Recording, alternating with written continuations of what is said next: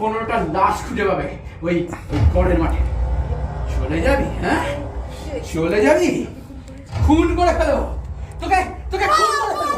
ছেড়ে দাও, ছেড়ে দাও, ওকে ছেড়ে দাও। যাও, তুমি সরে যাও, তুমি সরে যাও।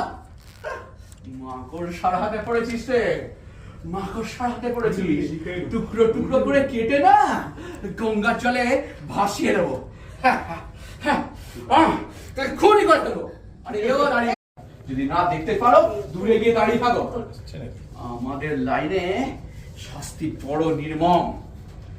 কিরে, চলে যাবি না? চলে যাবি? চলে যাবি?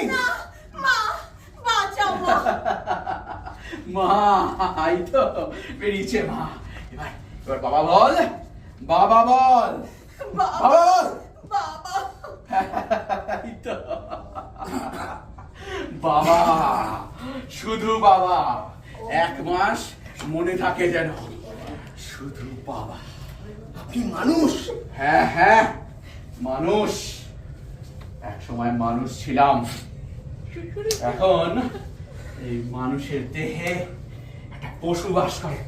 কি যার নাম, যার নাম বটগাড়ি। এদিকে মুখ করে আর ও পিছনে ওরে এখান থেকে চলে যা।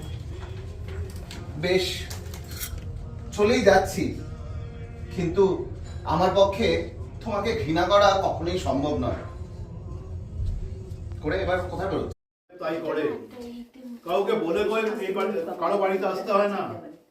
আপনারা নতুন এসেছেন, জানেন না, কথাটা মনে রাখবেন। আপনার কাছ থেকে 10,001 টাকা চাঁদা চেয়েছিলাম, 5,000 টাকা পাঠিয়েছেন কেন? 10,001 টাকা চাঁদা দেওয়া আমার পক্ষে সম্ভব না, আমি দিতে পারবো না। রণদেব চৌধুরীর নির্দেশে অনেক অসম্ভবই সম্ভব হয়। কালকেই টাকাটা পাঠিয়ে দেবেন, কিন্তু দ্বিতীয়বার যেন বলতে না হয়। এটা তো ভদ্রলোকের ওপর অত্যাচার, এ তো জুলুম। ভদ্রলোক? হ্যাঁ, আমিও ভদ্রলোক।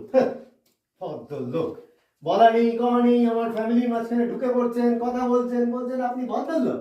নিশ্চয়ই ভদ্রলোক। লেখাপড়া আপনার থেকে কিছু কম জানি না মশাই। রণদেব এত কথা বলে না।